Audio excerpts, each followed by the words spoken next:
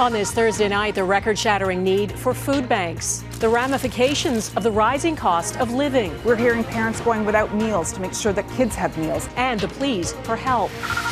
Rising cases of children infected with a respiratory virus. I watched her body completely deteriorate. The symptoms of RSV to watch for and who's most vulnerable. Controversial guest at the Saskatchewan legislature. I would have done that differently. The uproar over former politician turned convicted murderer Colin Thatcher's invite. And new revelations from the Red Planet, what NASA has detected and discovered on Mars.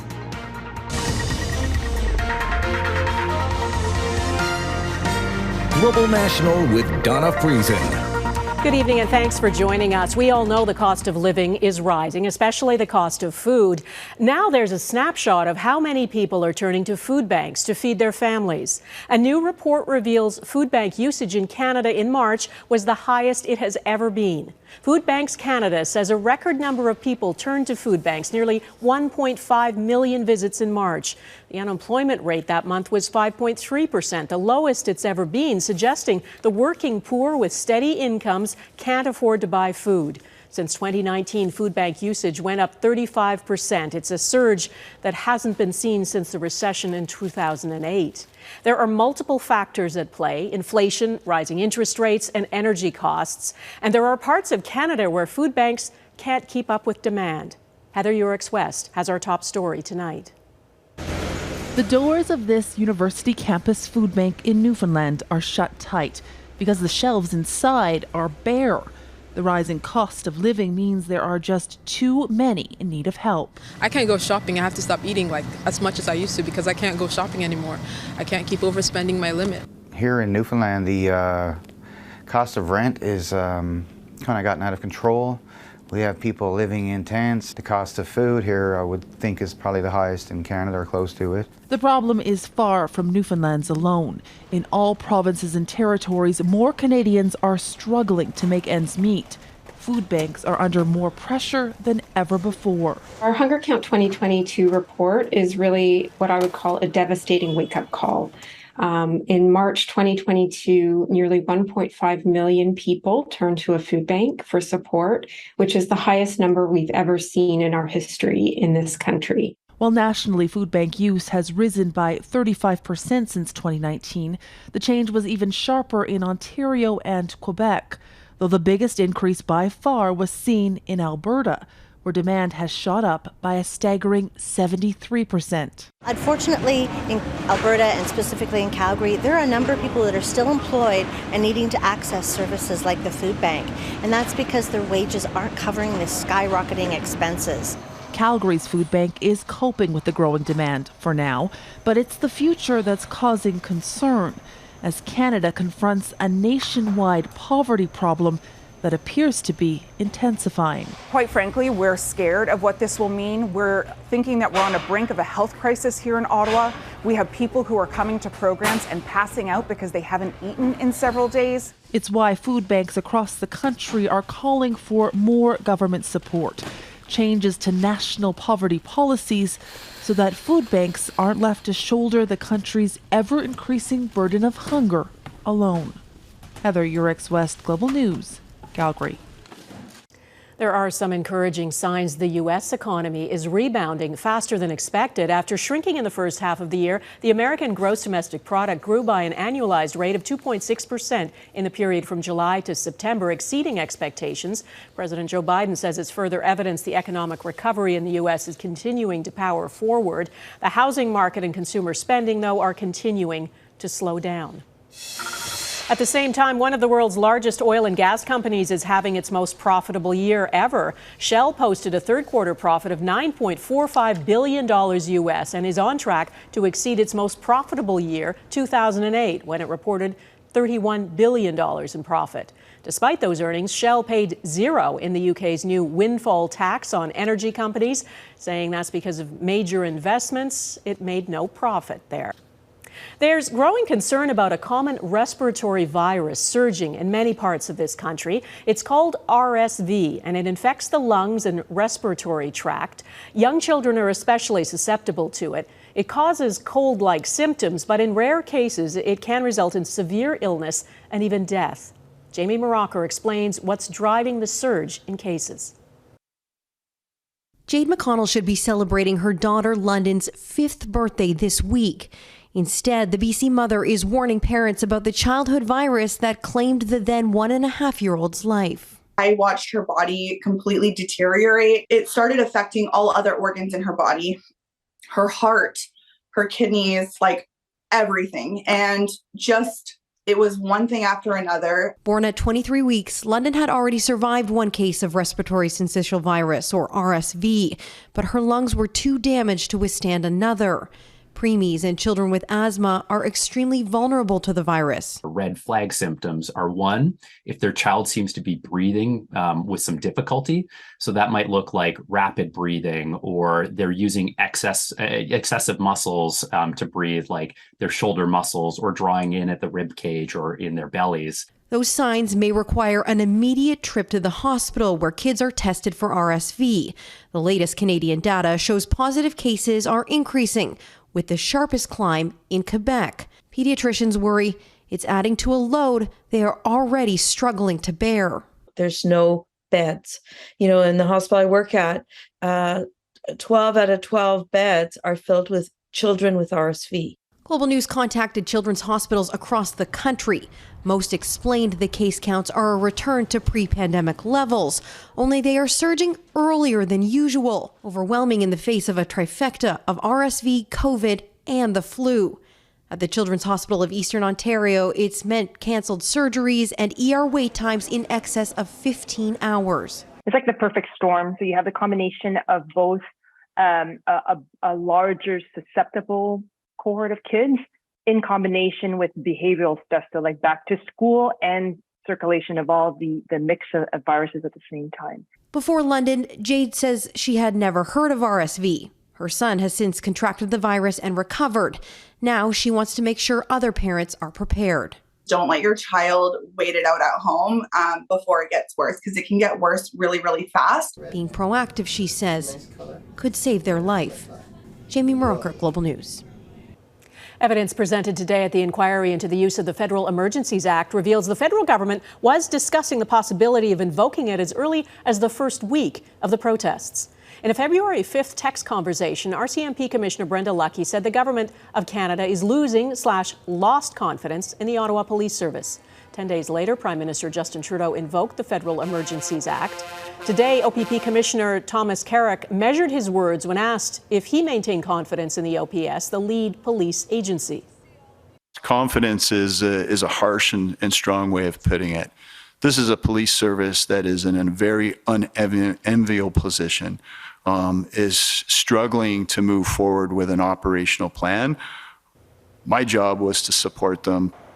That support included tow truck services. Carrick testified he did not need emergency powers to get tow truck companies on board, but said the Emergencies Act helped by providing drivers with indemnification, something they demanded. The emergency powers allowed police and city officials to commandeer tow trucks to move those big rigs and other vehicles if towing operators still refused. Saskatchewan's Premier Scott Moe is responding to criticism about one of the guests invited to the speech from the throne at the legislature yesterday. Former MLA Colin Thatcher, who spent almost 2 decades in prison for murdering his wife, was invited by a current MLA and good friend. I would have done things differently personally, but these are guest lists that I don't vet. I don't know if the speaker vets them, but I most certainly don't, and I won't be. Thatcher, who is now 84, was a millionaire rancher who served as Saskatchewan's energy minister in the early 1980s. He and his wife divorced and waged a bitter, highly publicized custody battle over their 3 children. In January 1983, in the garage of her Regina home, an assailant bludgeoned her 20 times and then fired a bullet through her head. 15 months later, Thatcher was charged and in 1984 convicted of first-degree murder. He has always maintained his innocence. Groups who support victims of domestic violence have called Thatcher's attendance at the throne speech disturbing. The opposition calls it hypocritical for a government that delivered a throne speech that was in part focused on getting tough on crime. The MLA who invited Thatcher now says it was an error in judgment. A potential bid led by 4 BC First Nations to host the 2030 Olympic Winter Games has hit a huge roadblock.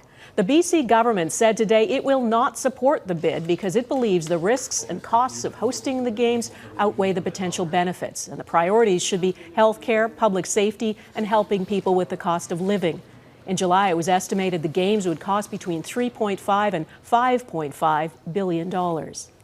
Protesters in Iran will not give up. Coming up, resistance to Iran's repressive regime keeps growing.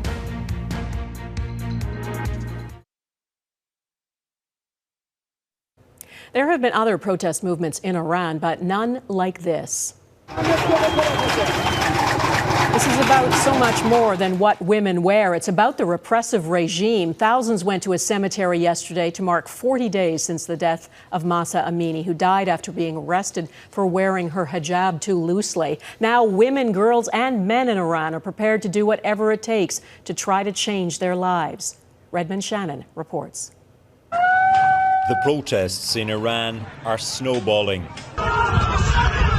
This one in memory of a fellow protester, Nika Shakarami, killed in September.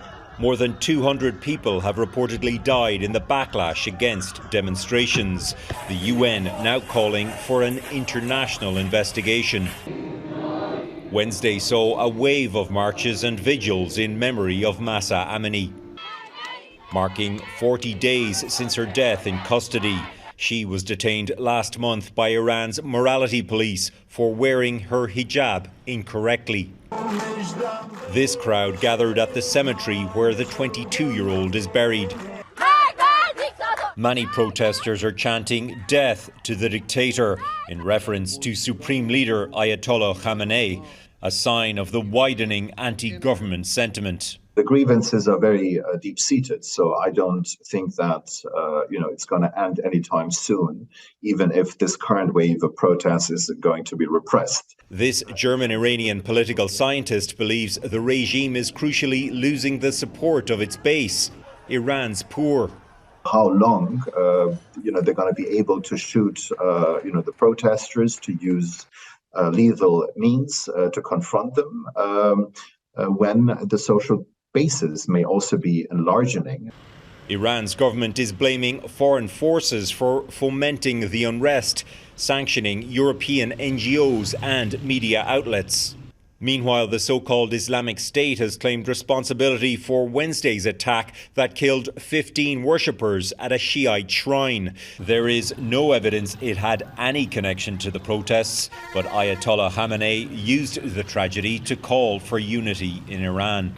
It's a request that many are likely to ignore. Redmond Shannon, Global News, London.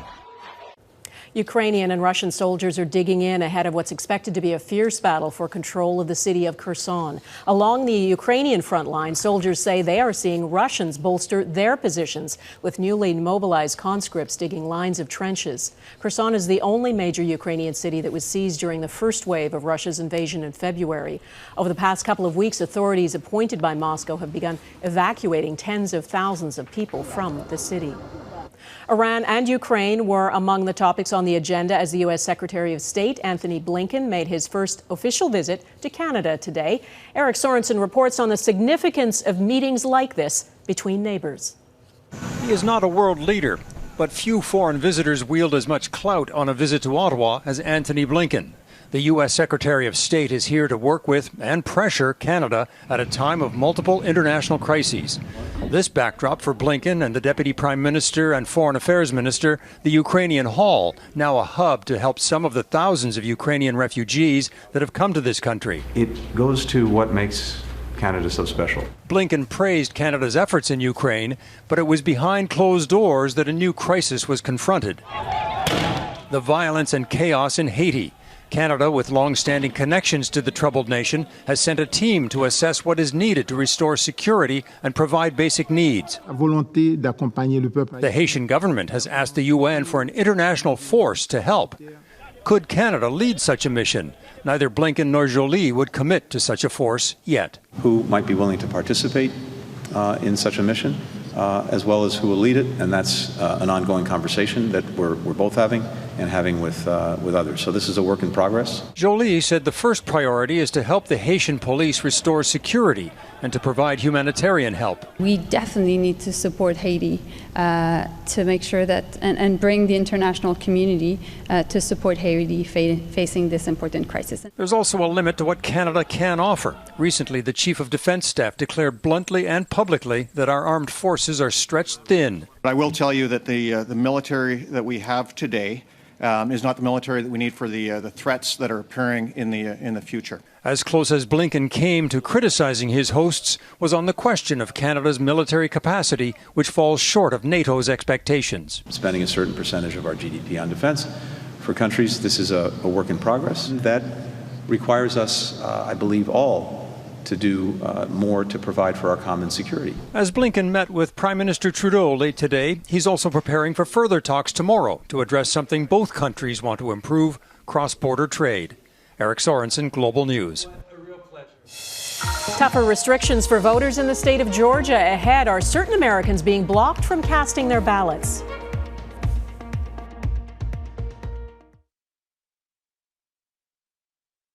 In 12 days, Americans will vote in midterm elections. Early voting is already underway in the state of Georgia, and voters there face tough new restrictions as a result of former President Donald Trump's lies about fraud in the 2020 election. As Jackson Prosco reports, voting rights groups say black and urban voters are being deliberately targeted. Hours-long lines for early voting are the clearest sign of the confusion and concern around new voting rules in Georgia. We tried to just earlier go to our normal place where we dropped off our absentee ballot, but we learned that ballot box is not there. This is the largest election in the state since a restrictive new voting law came into effect, known as SB 202. It makes it tougher to request and file an absentee ballot. It even bans volunteers from handing out food or water to voters stuck in those long lines. Voting doesn't have to be this way. Doesn't have to be this complicated. Doesn't have to be this controversial. SB 202 also allows anyone to challenge the validity of an unlimited number of voter registrations. Election officials have been swamped by an estimated 65,000 challenges to date. It takes up a lot of time when you're trying to prepare for an election, so it's kind of a distraction to just sit there and start doing the whole new process. The new restrictions were passed despite the fact that multiple recounts, audits, and court cases found no evidence of widespread voter fraud in the 2020 election. Voting here was already considered safe and secure. Now it's also more difficult. Proponents of SB 202 say the law prevents hypothetical counterfeit ballots from being cast. They claim the security of the 2022 midterm elections is still in jeopardy, even with the new measures. I know that people are saying it's not voter suppression. It is voter suppression. Voting rights activist Helen Butler argues the changes disproportionately hurt black and minority voters. In Atlanta, where Democrats dominate, there are now just 8 ballot boxes in Fulton County, down from 33. They used to be open around the clock. Now they're only open during limited hours. Ain't no mountain high enough that can stop us from voting. So whatever the barriers you put in place, yeah, we're going to figure a way to make it happen. It's no understatement that every vote here counts. In 2020, President Joe Biden won Georgia by just 11,000 votes. The current Senate race between Herschel Walker and Raphael Warnock is a dead heat. If people's votes come out early, they can pretty much, we can turn on the match numbers. That's why SB 202 is the wild card in this election. Both Democrats and Republicans feel like they have no choice but to vote early and in person to make sure they can vote at all. Jackson Prosco, Global News, Atlanta. New insights into Mars next. NASA's explosive new discoveries about the red planet's surface.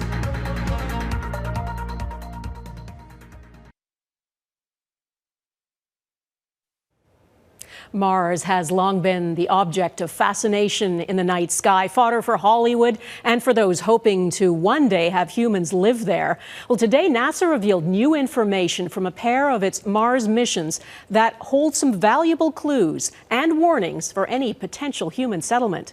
Ross Lord explains. It's a sound we've never heard before.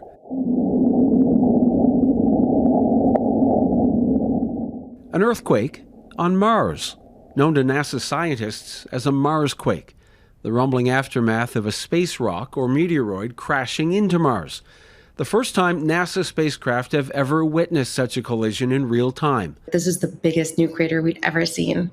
It's about 500 feet wide, about 2 city blocks across. Last December's Marsquake was the first seen to generate surface waves along Mars' crust.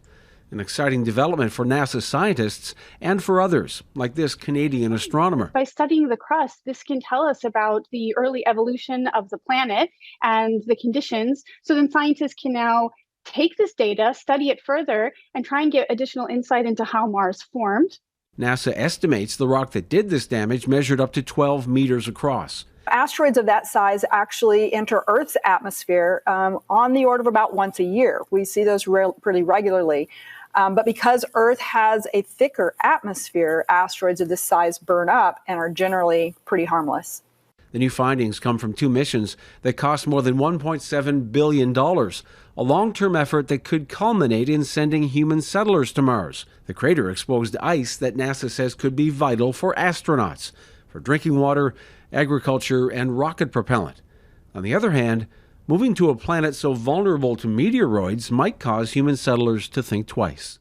But I still don't think it would present a huge risk to any settlements. But it would be something we'd have to think about. The mission is likely to end in a few weeks because the Mars lander is losing power after its solar panels were mucked up by dust storms, not before making some valuable progress.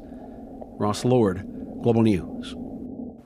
And that is Global National for this Thursday. I'm Donna Friesen. Tonight's Air Canada is Elbow Falls, just west of Bragg Creek, Alberta. Beautiful spot. We'd love to see your Canada. Please email it to viewers@globalnational.com. And thanks for watching. Neetu Garcha will be at the anchor desk tomorrow, and I'll see you Saturday for the new reality. Bye-bye.